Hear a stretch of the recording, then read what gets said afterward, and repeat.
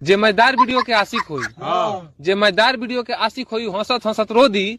आज सुनाए इंस्टाग्राम पर सबसे बढ़िया 1 मिनट के समय रही, उतने में सब कुछ साफ हुई। आ दिल से जे भी रील देखी ओकरा साथे इंसाफ होई। लास्ट ले एकदम बना रहे के बा, लास्ट ले एकदम बना रहे के बा। जाए के नहीं के छोड़ के तनी जाए से पहले खाला उठलाली से रोटी बोल के लोग से अधिका रोग यहाँ ई दुनिया पापी कतना बा, लोग से अधिका रोग यहाँ ई दुनिया पापी कतना बा। पतिया नतिया पटना बा, देवरा ढोड़ी चटना बा। भरोसा कबो मत करी है बेवफा सनम पर, धोखा मिली हर कदम पर। काहे से कि बैठा रहनी केरा के केहू के फेर में मत पड़ा कि लोग काका बोलता, केहू के फेरा में मत पड़ा कि लोग काका बोलता।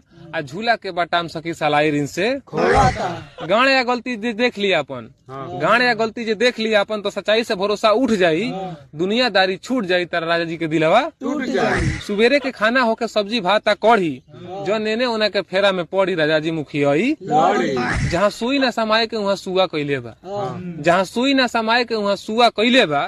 खोदी खोदी ढोड़ी के देवरा जे लाइक ना करी उ दिमाग